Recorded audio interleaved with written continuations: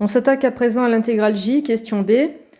Comme d'habitude, on explique ce qui se passe pour la fonction G et on ne se trompe pas de vocabulaire. C'est à peu près la seule chose à laquelle il faut faire gaffe.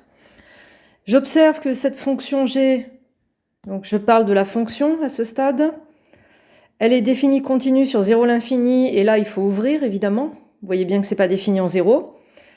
Vous précisez, pas en 0. Donc ma fonction, elle est localement intégrable. J'ai utilisé une petite abréviation, mais vous, dans vos copies, vous faites gaffe. Soit vous définissez l'abréviation, ou vous écrivez en toutes lettres. Sur 0 l'infini, et on ouvre en 0.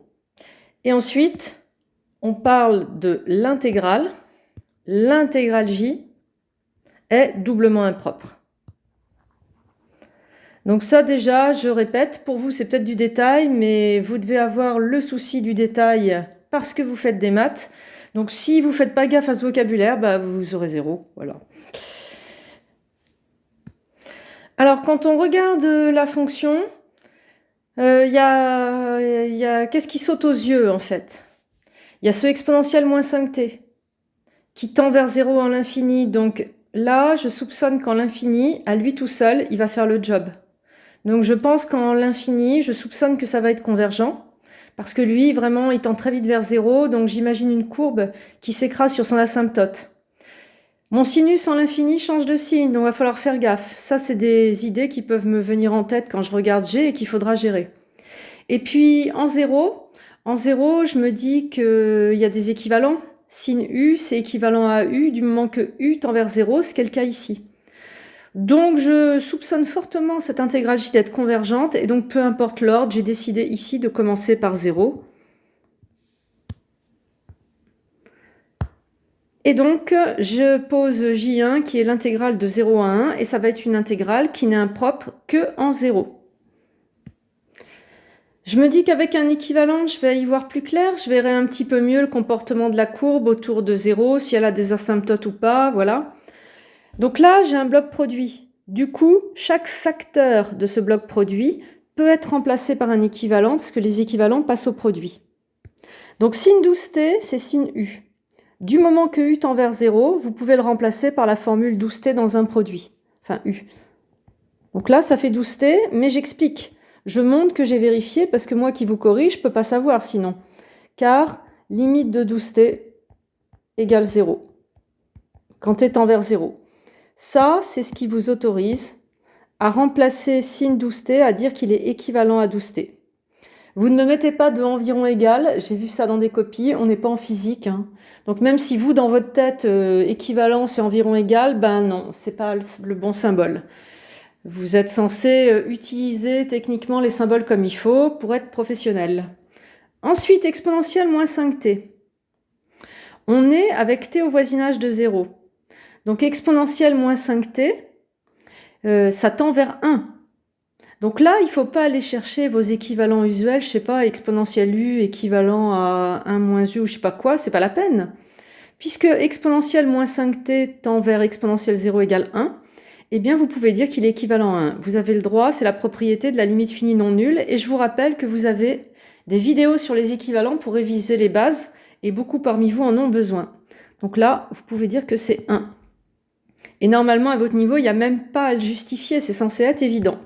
Et puis t, il est très bien, on ne va pas le changer. Et du coup, bah, votre formule, elle est équivalente à 12, quand t tend vers 0. Qu'est-ce que ça apporte comme information? Bah, première information, vous savez que c'est moi qui ai posé l'exo, puisque vous savez que j'adore 12, donc c'est forcément pas un hasard, mais ça vous aide pas. C'est surtout que vous comprenez l'allure de la courbe autour de 0. Autour de 0, si votre fonction tend vers 12, il n'y a pas de problème. Il n'y a pas d'asymptote. Donc c'est pas vraiment une intégrale impropre. Et ça se gère dans le cours en disant qu'on prolonge par continuité en 0 la fonction. Donc voilà, une fois que vous avez compris ça, limite de g de t c'est 12. G se prolonge par continuité en 0 en posant g de 0 égale 12. Et ça suffit pour conclure que J1 n'est pas vraiment impropre en 0 et qu'elle converge. Et donc on va s'intéresser maintenant à une intégrale qui, elle, n'est impropre qu'en plus l'infini. Ça va être l'intégrale de 1 à l'infini de g de x dx. Voilà, je le pose. Étudions cette intégrale. Alors, je vous ai donné déjà les clés par observation. J'ai dit, il y a un problème avec sinus, il change de signe. Et donc, tous les critères que vous avez en cours, comparaison, équivalent, etc., ils ne sont pas exploitables si vous avez quelque chose qui change de signe au voisinage de la borne impropre. Donc ça, on va le gérer avec la valeur absolue, parce qu'en fait, votre exponentielle à elle toute seule, elle fait le job. Donc ici, c'était très important de dégager la valeur absolue, et comme d'habitude, on quantifie, on montre qu'on travaille avec la variable t sur v de l'infini. Donc parmi vous, il y en a qui m'ont mis que 0 était inférieur à g de t. Bon, c'est quand même un peu dommage, si vous ne voyez pas qu'un sinus change de signe au voisinage de l'infini, il est grand temps d'en prendre conscience. La deuxième observation, c'est on a dit ça tend vers 0 très fort. Donc ici, je me dis que cette fonction, elle s'écrase sur l'axe des abscisses. L'axe des abscisses est asymptote et elle doit s'écraser très vite grâce au exponentiel moins 5t.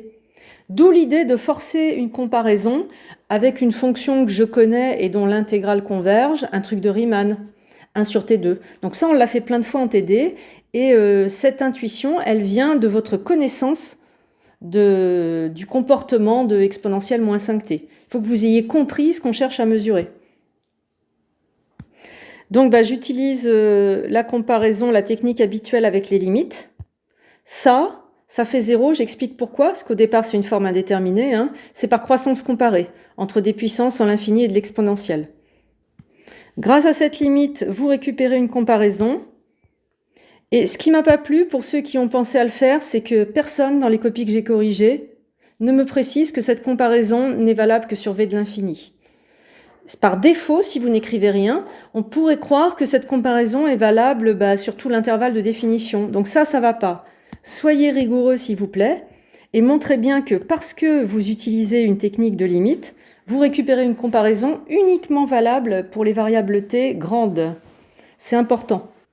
Et après, comme d'habitude, on n'en déduit pas une comparaison sur les intégrales, puisqu'on ne sait pas si elles convergent. On va à la ligne, et on écrit que cette intégrale-là converge. On n'oublie pas les bornes, et on n'oublie pas que du Riemann, il y en a deux. Il y a le Riemann en 0 et le Riemann en l'infini. Donc on montre bien qu'on est sur du Riemann usuel en l'infini. On a le alpha qui est supérieur à 1. Ce qu'on récupère par comparaison, il fallait la positivité, c'est cette intégrale-là, valeur absolue. Mais quand vous savez bien que si l'intégrale en valeur absolue converge, c'est que l'intégrale converge, c'est une propriété du cours. Donc il n'y a plus qu'à conclure. Donc J2 converge, parce qu'il y a convergence absolue. Et finalement, J converge, puisque on a étudié les deux intégrales simplement impropres, J1, J2.